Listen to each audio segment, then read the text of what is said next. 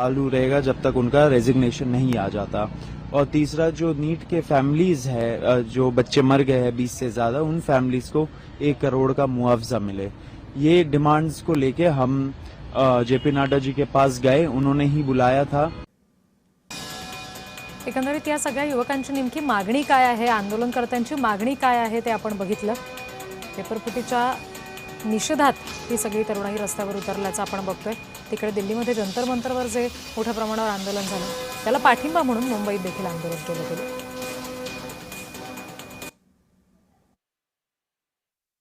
मुंबईमध्ये सुद्धा जे आंदोलन झालं त्यातल्या आंदोलकांची धरपकड केली गेली आणि त्यानंतर सुद्धा तरुणांनी या संदर्भात नाराजी व्यक्त केल्याचं आपण बघितलं।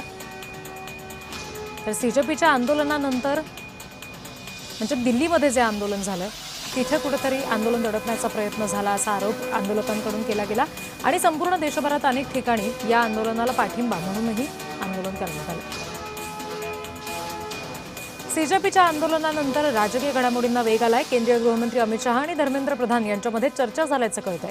आता बैठकीमध्ये नेमकं काय घडलेलं आहे, त्यातून काय निष्कर्ष निघतो हे देखील पाहायचंय। शिक्षण मंत्री धर्मेंद्र प्रधान यांच्या राजीनाम्यावर सीजेपी ठाम आहे, सगळे आंदोलक ठाम आहेत। सातत्यानं तीच मागणी त्यांनी लावून धरलेली आहे। त्यामुळे आता अमित शहा यांच्या धर्मेंद्र प्रधानांसोबतच्या चर्चेमध्ये नेमकं काय होतंय, काय निर्णय घेतला जातोय, ज्याप्रमाणे आंदोलकांची मागणी आहे जी त्यांनी सातत्यानं लावून धरली आहे की आम्हाला केंद्रीय शिक्षण मंत्र्यांनी राजीनामा द्यायला हवाय, ती त्या संदर्भानं काय विचार होतोय हे आता पाहायचंय।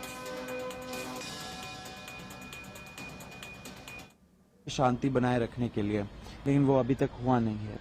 नंबर 2, हमारा ये भी डिमांड है कि धर्मेंद्र प्रधान जी का रेजिग्नेशन तो अब आना ही पड़ेगा। या तो उनको बर्खास्त करे कैबिनेट से, या तो वो खुद रिजाइन करे। प्रोटेस्ट तब तक चालू रहेगा जब तक उनका रेजिग्नेशन नहीं आ जाता। और तीसरा, जो नीट के फैमिलीज है, जो बच्चे मर गए हैं 20 से ज्यादा, उन फैमिलीज को 1 करोड़ का मुआवजा मिले। ये डिमांड्स को लेके हम जेपी नड्डा जी के पास गए, उन्होंने ही बुलाया था।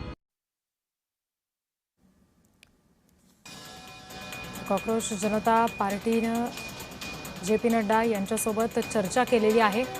सीजेपी प्रवक्ते सौरभ दास यांनी ही सगळी माहिती दिली। नेमकी काय चर्चा झाली, आपण काय मागण्या मांडल्या हे देखील त्यांनी सांगितलं। सरकारनं चर्चेसाठी निमंत्रण दिल्याचा दावा सरकारकडून केला गेला, मात्र कुठलीच अधिकृत घोषणा आता याबाबत सरकारकडून सध्या तरी झालेली नाहीये। आपण हा फोटो सुद्धा बघतोय या भेटी दरम्यानचा।